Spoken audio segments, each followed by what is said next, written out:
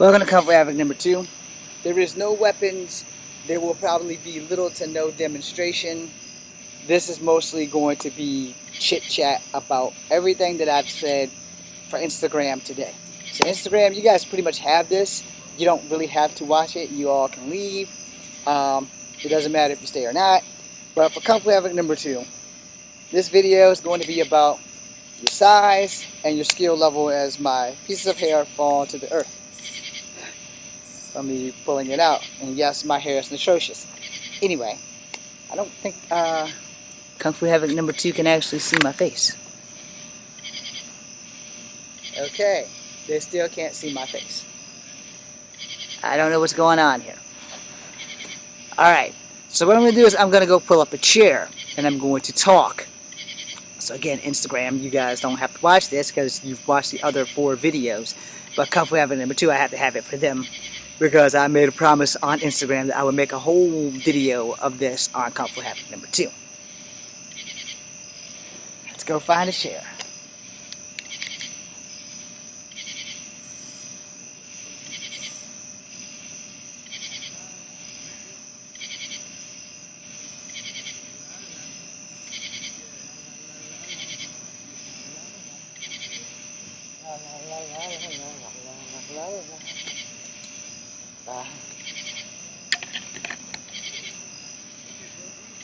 This is also the last video because the weather's looking funky and it very well may rain. How you doing, Wicket? Oh, for Christ's sake. I'm trying to wave. Okay. So again, if you're on Instagram, I'm sorry you missed the show, but you can go check IGTV. I put 4 possible videos up today. I don't really know. I lost count. After I got to school, there was a little bit of a clusterfuck and shit just went wrong. So this is my final video outside for tonight and for Instagram too. So I made a video, or a series of videos, 4 at least, about your size and your skill level. Alright. So as a guy who's only 5'3½", I'll be the first to tell you, to me, and only to me, so that way I don't get any backlash or people will go against this at all times. And generally the people who go against this are people who are over the size of 5'3". Hold on.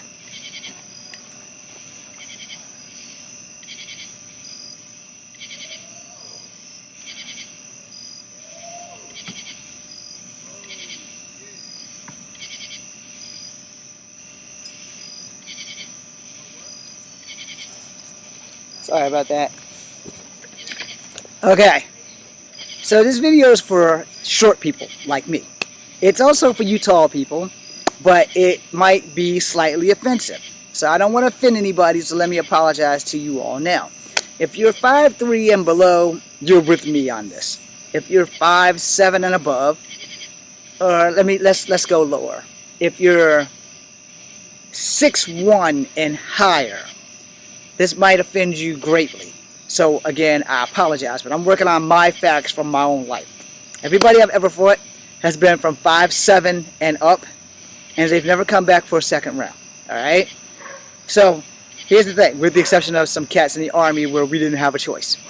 And I also cheated a lot with BJJ. But anyway, here's the points of the matter. As long as I've been around, so for the 47 years, because this weekend will be my 47th birthday on Sunday, for as long as I've been around, people have always been bigger than me. And people have always said that the bigger they are, the harder they fall. Okay, let's first say how much a load of hot bullshit that is. The bigger they are just means the harder you have to hit them. Okay? I understand I'm not picking on you giants. I'm just telling the truth. You're a big fucker. If you're over 6'2", I've got to hit you with damn near everything I got. Which is kind of more horse shit. It's not how hard you hit a person, honestly. It's where you hit a person. Alright? Which goes back to, I don't have a lot of upper body strength. So how hard I hit you might do more damage to me. And if they're not teaching you this in martial arts, it's the be like water philosophy of if your water's in a cup, it becomes the cup. Y'all know what Bruce Lee says. Well, your hands have to be as soft as water and hard as ice at the same time when you're fighting somebody. So when somebody is bigger than you and you're hitting solid muscle, it's more than likely that you're not going to do any damage to them. But if you're hitting muscle that bends, like the throat and the sternum and the crotch and the elbows and the knees, you have a better chance of disabling your opponent. So you don't have to beat them to kill them, but everything that I just said is pretty much a marking of death, if you would. Not the touch of death. Let's not get that twisted. I don't want Rob jumping down my throat. Hi, Rob. But the point of the matter is, the bigger a person is, the harder they hit you. It's not the harder they fall. Now, in some cases, yeah, it does happen to be like that. If you've never had your ass beat by somebody smaller than you and you're a big guy, congratulations. But see, as a guy my size, I'm 5'3.5". When I walk into a club, I scan the room. And I automatically know who's looking for trouble, who's going to be the victim, which normally they're looking at me so that they can victimize me because I'm the smallest guy in the room, which makes me the biggest target in the room because everybody wants to throw the little guy on the counter and slide him down the bar. Somebody watches too much TV because that shit's not going to happen. Alright? What you don't understand is that when you underestimate your opponent, especially those little guys, you get the shock of your life. Alright? A little guy is just as dangerous as a big guy. It's all about their skill set and what they know. Alright? So for Kung Fu Havoc number 2, if you want to know why I'm looking at Instagram, I'm looking at Instagram because they're actually live and I'm recording you and I'll be posting you when I'm done. So the thing about fighting, alright, your skill level is everything. Your fighting experience is everything. Your size is this much in a fight. It honestly is. It is that much in a fight. Your size in a fight is absolutely 1000% minute. And I'm explaining that to you. Because most people rely on your size. They rely on that intimidation factor. And 9 times out of 10, as my friends and I love to say, you can talk your way in a fight. You can't always talk your way out of a fight. Alright? And if you're a big guy, you can talk your way out of a fight and don't know how to fight. Because most people are scared of big guys. They're literally like, this motherfucker's a giant. I don't think I can beat him. I'm just going to leave him alone. That is one good factor of being over 6 feet tall. Especially if you're cut. If you're built like The Rock, and somebody who's got a big head on their shoulders, but they're a really small guy, and they come up to you and they're like, I'm going to fuck you up. 9 times out of 10, they're saving face. Because they're scared of shit. But they also think that, okay, this big guy might very well fuck me up. He's 6'6", etc. I'm the opposite of that. I'm not going to come start a fight with you. But the second that you attack me, I know what I have going for me. Because I know the 2 factors that you have going for you. Alright. So, you're 6'6". You're every bit of 290 pounds. Alright. So, you have strength and you have size. What do I have that works for me? And when you go into a fight, you need to know your skill set. Alright? Everybody's probably going to think, James, you don't know what you're talking about. No, James knows what he's talking about. You're going to need to know your skill set. And the reason you're going to need to know your skill set is because, 1, you're going to have to adapt. And 2, if this guy's bigger than you, like his fist is bigger than your face, you're going to have a problem if one of those damn things connect. Alright? Because it will be like getting hit by a fucking wrecking ball. You know? But if you're not able to adapt, adjust, and absorb, you're probably going to get hurt really fucking badly. So, you don't want to have to deal with that. The best thing I can tell you is know your skill set. Know your weaknesses and turn them into strengths. Which is why when you see videos about me with the tree technique, etc., where I put this barrier between me and a giant, it gives me a fighting chance against the big behemoth, because a big behemoth has to make mistakes. Now, so, guy's got me by size and he's got me by weight. Alright?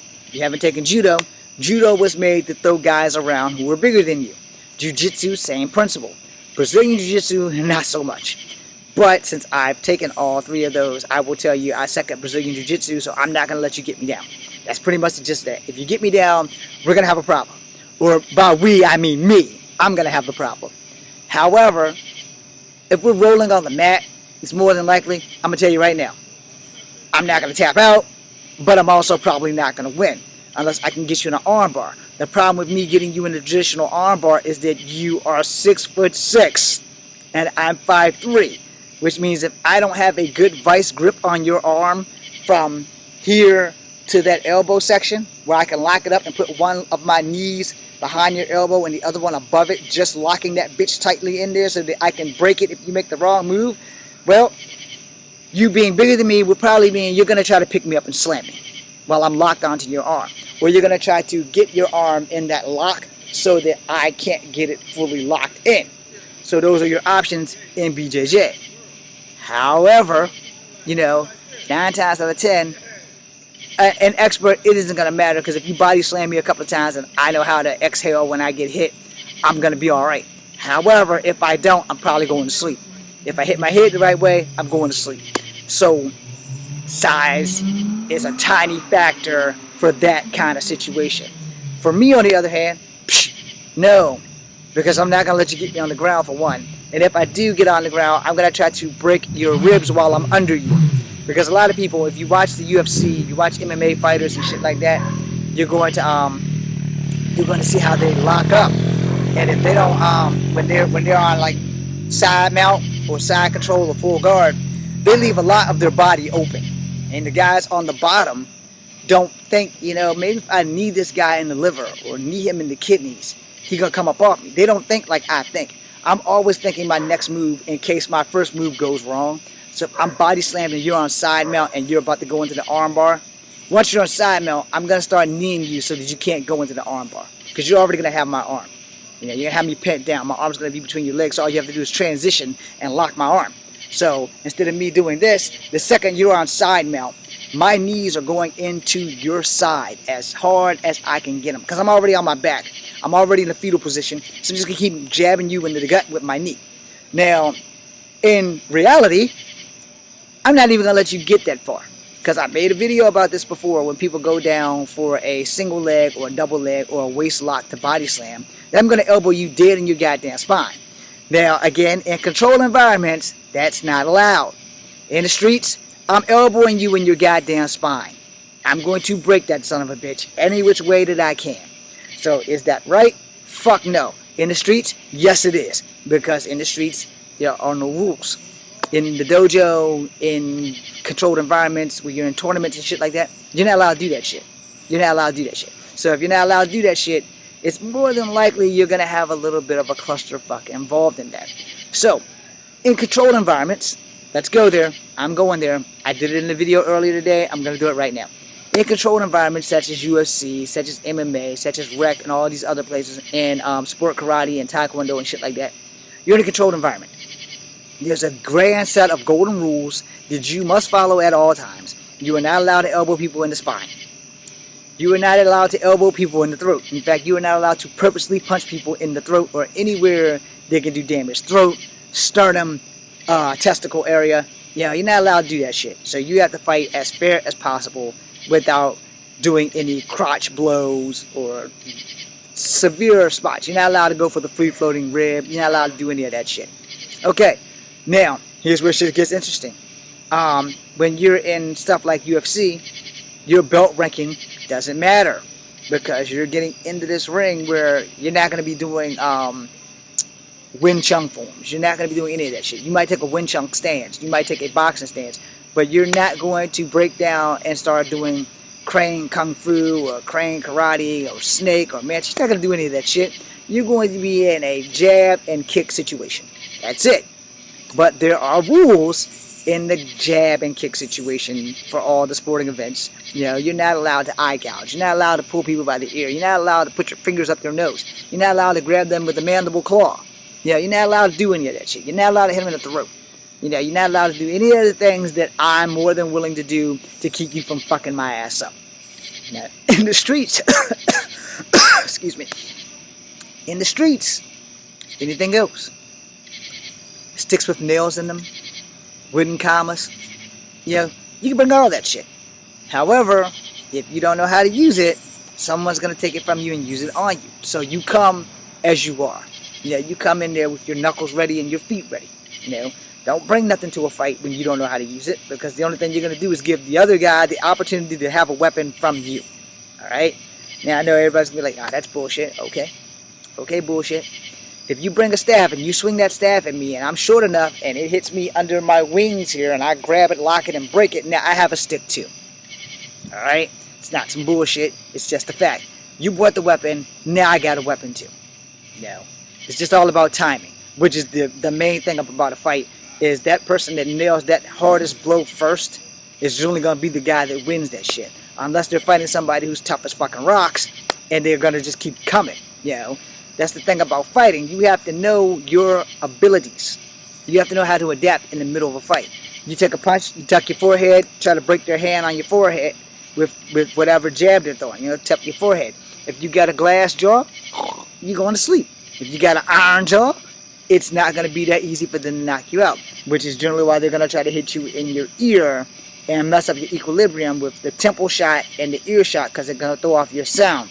Because if you can still see, you might not see the blow coming, but if you can't hear or see, it will mess up your equilibrium. Why do I know this shit? Because if you hit somebody right, you're going to fucking know it, and they're going to fucking know it too. So your size. Your size only counts when the person across the field is afraid of you because of your size alone. That's an intimidation factor. If you are easily intimidated in a fight, it's going to be real easy for that guy to pull off a victory. Here's my problem. Everybody's bigger than me. So I don't have to worry about you being bigger than me. Why? Because who's not? All my nephews who are under the age of 12 are smaller than me. All my nephews are over the age of 12, they're way bigger than me. So who's not? And the thing about that is, again, the bigger you are, the harder I get to hit you.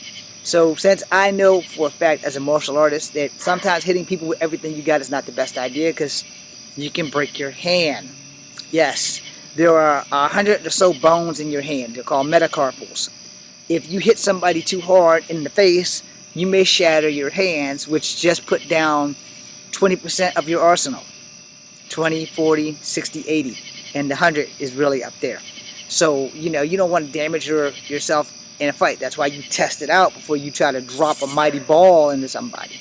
Now, if you are smaller than people like me, if you're in that small group of people who are really, really short, you know that you don't have a lot of upper body strength. And 9 times out of 10, your leg strength is a lot better. So you have to use what God has given you. And most of the time, the shorter guy has a little bit more swifter hand speed and foot speed. So you have to use that, where the big guy generally has more power. So you need to be able to adapt. You need to learn what makes your fucking speed punches more powerful, which is momentum. However, you won't always be able to build up momentum.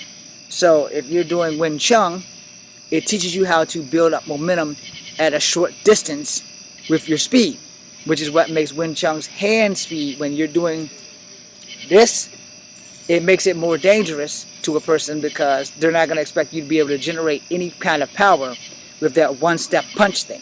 Now, and yes, you are stepping, boom, boom, boom. And when you're hitting, you know your primary target is going to be that chin, the throat, the sternum, etc. So when you're fighting someone bigger than you, and you have Wing Chun skills, you know that you have been taught a specific amount of targets that you need to cover in a specific amount of time. Where when you're big, Wing Chun isn't so much for you, but it can be done. There are people who are over 6 feet who do practice Wing Chun.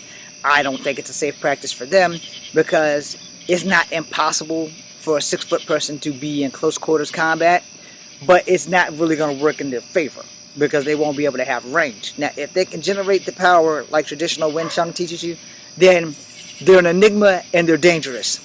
Versus, somebody like me who has no choice but to generate the power in the time allowed, in the spot allowed, or I'm going to be hurt or put on the ground. I ain't trying to go that route. So you have to understand how this shit works.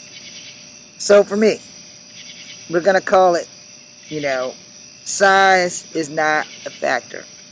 If anything, size is an obstacle. Alright? So when I say size, I mean height and body weight.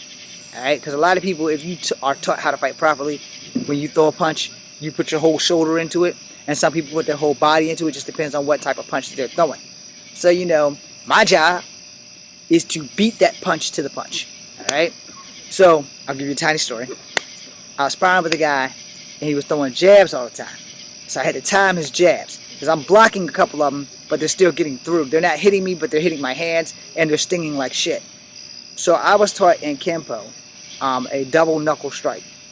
Alright? And my target is like this central part of the metacarpals between the left finger and the index and the middle finger. And I learned to strike in a certain spot right there, right in there. And, you know, I'm going to say this, and a lot of people aren't going to agree with me, but to each their own. Pressure points do work if you're taught properly and if you know how to use them. So my knuckle strike, boom, you know, when he throws his punch and I tap that knuckle, I tuck him right on this little tiny spot right here, right in there. And he snatched his hand back. So when he threw his other one, boop, I did it again. He's like, why do you keep doing that? I said, because it's the only way I can stop your hands from hurting me, because your hands are coming at me, and even though I'm blocking, they're still stinging like a motherfucker. So if I sting your hands back, it's not going to hurt me as much as it's hurting you. You know? And then the harder he would throw his punch, the harder I would sting him, because it's all him. Now, I don't have to use that much force to hurt you when you're throwing your punch, because most people, again, you're taught from a little age or a young age or whatever that if you throw a punch, you're supposed to throw it as hard as you can. That is not always the best option. Now, so let's go with height now, because we talked about size and weight, so we're going to go back to height really, really quickly. If a guy 7 foot tall swings at me, he has to swing down. I don't have to duck. I just have to not be there. And when he gets off balance, push him over. You know? And again, your skill set, whatever martial art you are taught, your skill set is everything. Because you can fight really well and lose a fight, or you can fight really horribly and win a fight. And again, it's like I said, it's your skill set. See, here's how this works on your skill set. Alright? I've beaten black belts in sparring matches. I know I can beat black belts in real fights. Now, the thing is, my skill set is that I've learned to adapt in a fight and adapt swiftly. So when people are doing things that I know that I can't stop, I have to absorb it and strike. So block and absorb and strike. You know. Now, my bro, this is another reason why I know pressure points work. My bro in my film, Dragon's Breath, his name is Eric Chen. Eric Chen, when we sparred with our shoes on, we were good. We were basically equally matched. However, when we took our shoes off, Eric Chen fucked up my weapons, which was my feet. You know, he noticed that I was a foot fighter. Yeah, it's a thing. There are many different types of martial arts, all right? But you're going to be more gravity toward one or the other. Most people with Taekwondo, they gravitate more toward their feet. Most people with Kung Fu, depending on the style of Kung Fu, gravitate more with their feet. Aikido and some Judo and probably some Brazilian Jiu-Jitsu, again, based on who teaches you what, gravitate more to hands and locks. So if you can't lock up, you know, you're going to have a little bit of a problem. But it pays, above all else, to be very well-rounded in as many forms of martial arts, as many kicks as you can learn them. Because you're going to be able to use them a lot better. And I'm better with my feet than I am with my hands. If that doesn't make sense to you, the best way I can explain it is, short people make the best kickers. Alright? And if you watch a lot of Taekwondo people, they can hold that foot in that position forever and ever and ever. And when I was younger, that was an option. Now I'm not. And my hip replacement, the doctors don't want me remotely attempting that shit. So, I would tell you, if you're fighting someone with Taekwondo, the only way to beat them is to beat the snap. Alright? I know, you're thinking, what the fuck's that mean? Alright, so Taekwondo, boom. You know, you snap it out. Snap, snap, snap. So if you can beat that snap, you can more likely do damage to that person doing it, especially when it comes to their feet. And if you haven't been watching me long enough, and that would be you 400 plus here on Kung Fu Havoc, god damn it, sorry, on Instagram, you know I'm a foot guy. And I've taught you plenty of times how to break a kneecap. And I know it's wrong, but since it's not allowed in like UFC or MMA and shit like that, it is allowed in the street. And to break the kneecap, because the elbow goes the way it's designed, and so does the knee. So you break the kneecap by doing the same way you break the elbow. If you don't know that, for you on Instagram, go to my Kung Fu Havoc #2 video. There are plenty of videos of how to break a knee. I don't show it under that title, but just go watch. I do a lot of explaining when I do these Kung Fu videos. So if I'm going to break your knee, I have to have the right timing versus the right direction. if you're throwing a turning round kick, Taekwondo, but not a high round kick because I'm short, so you're gonna have to go like mid-range to me to hit my face. So if you're like 6'5", you're gonna have to go mid-range if you want to kick me in the face because I'm only 5'3". So in that ability, I'm going to put this arm here and mostly this part of my arm against your knee, the front part of your knee. This arm, I'm going to scoop up and catch your faking ankle and stuff, and I'm going to snap as I do it at the same time. I'm going to push this against your knee, and I'm going to pull this against your calf. And so I'm going to snap your shit. It would look like this, only arm. So I'm pushing, yeah, it would look like that. And after I do that, by the time you realize your knee is broken, I'm sweeping your foot. As I sweep your foot, I'm going to put my elbow into your crotch. Then I'm going to punch you either in the sternum or the throat because I'm going to end this fight as quickly as I fucking can.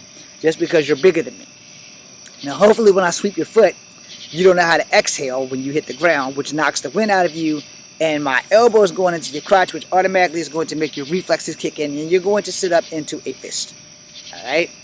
So I'm going to do everything I can to damage you before you can damage me. Otherwise, I'm going to be in deep shit. Now, here's my way of thinking on that. You're only in deep shit when this is gone. When you lose your brain, you've lost your fight. So again, I'm going to make a second part to this Instagram. So you guys just hang on. I'm also going to make a second part for Kung Fu Havoc number 2. I don't know how long this is on Kung Fu